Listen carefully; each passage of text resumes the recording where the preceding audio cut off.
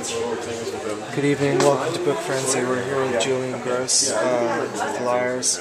Julian, can you tell me, you're on tour right now. Are you reading any books while you're on tour? I did. I'm reading 2 books and I just lost one and bought another one. Oh, which book did you just finish? I didn't finish, I lost it. I just started. Oh, you lost it. I was reading Yukio Mishima. I can't remember the title of it now. It's not one of the triptych ones. There's another one, After the Banquet. And you just replaced it? I replaced it with David Grisham.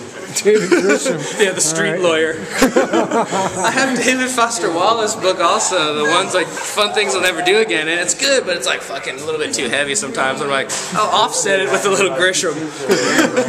Yeah. On average, how many books would you say you read on a tour? Like a month tour? Month tour, yeah. Maybe like 2 books probably. Do you read more in the United States or in Europe or other parts of the world? I read more on tour in general. Oh, on tour, but are there any regions in the world where you find yourself reading more often than... No. No. I'd say they're all pretty much the same. But I guess if I go somewhere where I haven't been, I read kind of less. All right, fair enough. Do you have a Kindle? No. Would you ever get one? I don't think so. I was looking at one at Patrick's house because, of course, he has one. And I was like, look there. I was like, this looks like an old computer. It looks like I'm looking at a really old computer and reading, and that's not really rad. So, no, I like spilling my coffee on my books and losing them and ripping them, and then yeah. Alright, well good luck with the rest of your tour. I have another thing I want to say though. Please do. I'm reading a Neil Stephenson book right now. Okay. Do you know him? No. He did Snow Crash, was one of his big ones, which is actually pretty good. And I'm reading this one called Zodiac.